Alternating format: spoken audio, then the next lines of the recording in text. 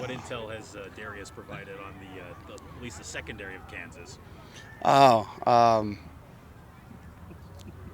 he's excited to play him. He says he hates him for 3 hours. No, he's close to a lot of the guys on the team, especially in the secondary. He knows a lot of those guys, but he just said it's when it kicks off, it's personal now, and no. None of those relationships matter until after the game, and so. But he's just given stuff that I'm sure he's gotten from his brother. They're a talented group, and stuff we've heard from other coaches and watching the film. But he's just more laser focused on us. First quarter of the season's in the books. What would be your overall maybe assessment of the offense through non-conference play? I'll just speak to the receivers and passing game since that's under the umbrella. My responsibilities. We got to get way better. We got to be more efficient in the passing game. We are struggling on third downs. I don't know where we rank, but our average third down distance is way too high, which means we got to be way more efficient on first and second down in the passing game. And so we got some things to clean up. There's been a lot of good things. There's been good plays made. Guys are starting to get comfortable with the offense. But we definitely got some strides we need to make on that. Who drew up the trick play, and does it have a name? Oh, Can you divulge it? Yeah, I can't divulge the name, and I won't divulge who drew it up. We'll leave all that stuff to A-Rod. Was So it inspired by an NFL team like that Chiefs play a few years back? no, it wasn't inspired by an NFL team. Yeah, it was inspired by the spirit. So Is Parker the designated guy on that play because he was a high school quarterback? yeah. You know what? Our room has a lot of really good throwers actually, and guys who can throw. We're like half and half on lefties and righties. Okay. So the options are endless of specials we can do, but yeah, Parker just happened to. I think he can throw the furthest of the guys, and he's got the prettiest motion. The others might get mad at me for saying that, but I speak truth. Kalani said earlier this week that he wants the team to kind of capture the urgency of the importance of playing in his first Big 12 game. Have you seen that in practice this week thus far? Yeah, it's the guys don't need to be reminded, but as coaches, we're always reminding them this is the first Big 12 game ever in the history of BYU, and it will only be the first. And so how are you going to make your mark? And I think there's an added level of energy and anticipation, excitement, enthusiasm, and so I've been really appreciated watching these guys, how they bring it to practice every day. Oh, go ahead. Even beyond that gadget play, Parker's been getting just a ton of opportunities to showcase himself both offense and special teams. What's he kind of done to be able to earn as many opportunities as he had as a kid who, when he graduated high school, just like a year and a half ago, Yeah. to get those opportunities early? What's he kind of done? Yeah, and he's never played receiver, so it's kind of the 10,000-hour rule concept. It's a lot of our guys. They're all talented, but when you start to stack these reps on top of each other and things become really concrete in your head and you get it, that's the case with Parker. Everyone knows he's fast.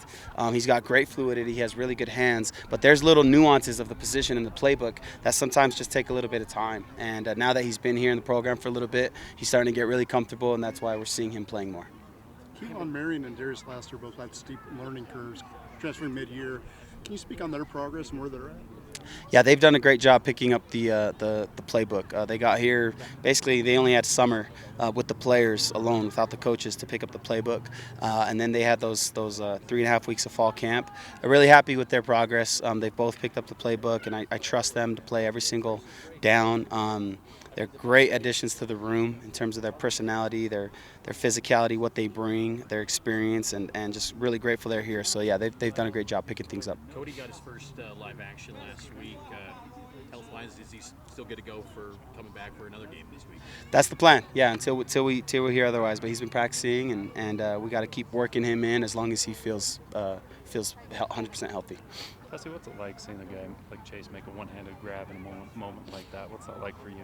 It was cool. He honestly, especially in that moment, he needed that. I think he's wearing the fumble really hard, as he should have, because that was a critical play, and we put our defense in a tough situation, and he knew that. And so for him to be able to come back and kind of tell the team, I got you guys, was good for him to see, and it was spectacular. But I think he and I have heard and seen enough of that catch. So. A lot was made coming into this ramp up the past 2 years for the Big 12 about getting additional support staff, getting additional resources. As you as a positional coach, has your workload maybe eased up a little bit in season with the additional hands, helping you guys create a game plan? It's the same for me, actually. My individual process is the same, but overall, collectively, as a staff, as we do things, that's where it's really been impactful. But my process has kind of just remained the same, despite lack of support staff or having it. So How much has that helped, though, in the preparation, the readiness to help the team get ready for these games? a lot. It frees us, frees the full-time coaches up a lot to focus more on, the task at hand, the opponents, more specific things we need to take care of. And so for them to kind of be on the side and filter a lot of things to us is super helpful. As far as breaking down Kansas, what do they present defensively? What are the challenges? Tough. They got a great culture. They're a good football team. They've turned things around over the last couple of years. They're no longer just a basketball school. They've done a great job with their program. They play tough. It's culture. It's our culture against their culture. It really is. They got really good players and a sound defense. They fly to the ball. They play hard, and that says a lot about a team, how they play, how they pursue. And when you see guys doing that, you can tell that they're coached well. And so we're excited. It's a good matchup for us, and excited to see what Saturday brings. How many receivers have you been traveling, and will that stay the same? I've traveled anywhere from about 8 to 10, and those last couple are usually dependent on special teams needs. And so I've been playing about 5 or 6 and travel about 8 to 10. Any similarities between Arkansas and Kansas that Yeah. will translate? Yeah, they're corners, real long, real physical. Schematically, they play. When they choose to play man, they play an aggressive style, which will be good for us. We need to improve on that area from last game. Safeties are physical, strong. They play hard. They fly to the ball. So I think there are a lot of similarities, more in culture, in personnel, and not so much in scheme. So. As far as creating separation versus Arkansas, what did you see in film from your wide receiver group? How were they? Were they creating separation? How did they do it? Yeah, we struggled on that. We need to do better. There were some good things. You saw Keelan's deep play. There were a couple that we did break loose and weren't able to get the ball off, or it was a miss hit. But there were some good things. But overall, Arkansas got us there. Their length was a challenge. I got to do a better job of getting my guys better prepared for that type of corner and that type of defense. And so there's flashes of that with Kansas, and we're working on those things. And if that shows up, we got to do a better job. With you being part of the passing game, what's been your impressions of Keaton through the first 3 games? Keaton's awesome, man. There's a lot of things that are hard to see. It's easy. You watch the game, you see the stats, and sometimes it's easy to look over just some of those critical things that a quarterback has to have and what they do. And Keaton's he checks every box. He's a great leader. He's so poised, especially in that game setting when things can get intense. There's a lot of pressure. Keaton doesn't waver, and it's easier said than done not to do that. And I've been really impressed with how he's just picked up the rifle when we're down and how he just keeps hitting. And I've been really impressed with him after 3 weeks. A lot of what are the perceived struggles with him is an 11-man deal on offense. We need to do better at receivers, at the receiver position, and getting open and making plays, which will in turn make him look better. And that can go for every position. So, but overall, really glad he's our quarterback. How much is he managing in a given play that Roderick's throwing at him?